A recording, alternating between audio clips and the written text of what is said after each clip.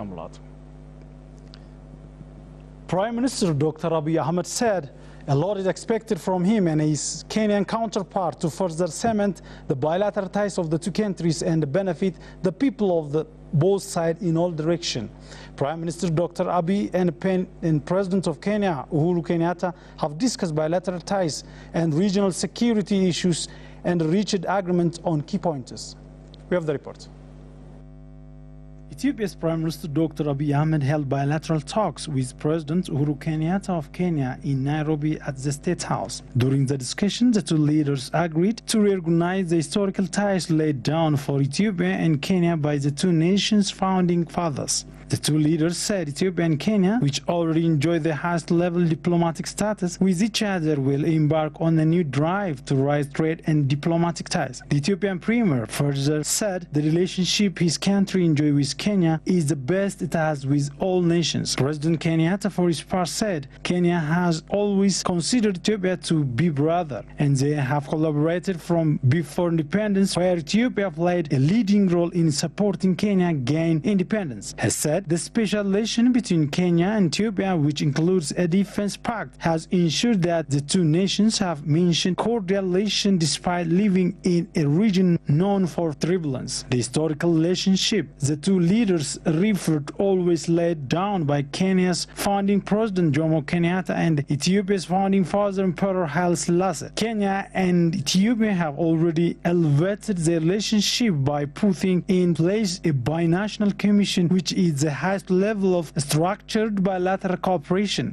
Ethiopia is expected to host the second session of the binational commission and 36th session of the joint ministerial commission this year. President Kenyatta, however, noted that despite the special status agreement between the two countries, the implementation of practice was very low. The president said more efforts need to be put into ensuring that people in both countries benefit from the special relationship. He noted that there has been some progress in facilitating movement of goods and people between the two countries. The construction of the one-stop border post in Moyale, which is complete on the Kenyan side and 95% complete on the Ethiopian side, was one of the achievements cited by the President Kenya. The two leaders discussed economic and security ties. They also discussed the implementation of the power purchase agreement, under which Kenya would import up to 400 megawatts from Ethiopia yearly. The two leaders also spoke on the number of shared water resources along the common border between Kenya and Ethiopia, notably the Omo River, Lake Turkana, and Dawa River. Prime Minister Dr. Abiy Ahmed and President Uhuru Kenyatta also discussed the two countries' anti-terrorism strategy, which both prioritize the stabilization of Somalia and winning of the fight against Al-Shabaab. They discussed the need to continue pushing for adequate, predictable, sustainable funding for AMISOM forces from the United Nations Assistance Contribution. Prime Minister Dr. Abiy's request for the release of Ethiopian jailed in Kenya prison for various reasons was accepted by President Kenyatta.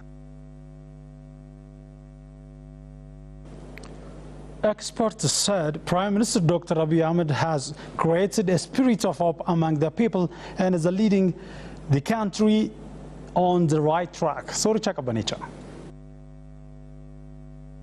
Experts said they would share Prime Minister Dr. Abiy's ambitions and expressed their strong belief in his leadership in the fight against corruption. Head of the School of Journalism and Communications at Addis Ababa University, Assistant Professor Mokria Makasha, said the discussion the Premier has made so far with the people of Ethiopia and the neighboring countries what is expected from a quality leader. የሀገሪቱ የተለያዩ የማህበረሰብ አባላት ጋር ብዙ ጊዜ ተገናኝተዋል. He is filling the gap that existed before, which is less communication between the leader and the electorate, and the speeches he made in Oromia, Amhara, Hawassa and other parts of the country has created peace and ensured any hope among the people of Ethiopia, he said. Mokria pointed out that the visit of Prime Minister has made to the neighboring countries is important in boosting up bilateral ties with neighboring countries and is a smart move. Assistant Professor at the Faculty of Law and Federalism at Civil Service University, Dr. Solomon Barnaba, said that the Prime Minister in the first 1 month in his office helps to sustain peace and stability in the country. He added the initiative he took regarding fighting corruption is also commendable and must be in practice by enforcing the rule of law. Dr. Konstantinos Brutesfa, professor of public policy at Addis Ababa University, said on his part, what the Prime Minister has been doing so far is to go around and listen to the community and install hope in the young people and the wide population. The population is ready to support the new Prime Minister with his initiatives. The fact that the violence stopped almost overnight all over the country, and especially in Oromia, is proof that the impact of the Prime Minister's meeting with the different sectors of the populace is having results. He added that having a discussion with the important neighboring country is basic, both from the economic and the security point of view, as Djibouti is Ethiopia's main economic corridor and the Sudan is sharing similar geopolitical setting. And I hope he can continue with it to inform his political party and his government so that he can have people that are placed on merit basis.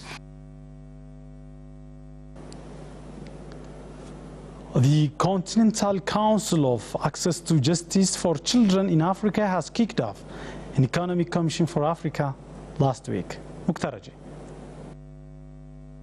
The Continental Conference on Access to Justice for Children in Africa has prepared by African Children Policy Forum and Defense for Children International jointly at Economic Commission for Africa in Finfine City. On the conference, policymakers of different states, representatives and stakeholders have been taking part. Different research papers have been presented to the participants and challenges against children such as lack of access to justice, gender inequalities and children trafficking were raised as main drawbacks. Dr. Asefa Bekele, Director of African Children Policy Forum, said children in Africa need to enjoy access to justice. We're here to address a very important issue, the issue of child justice.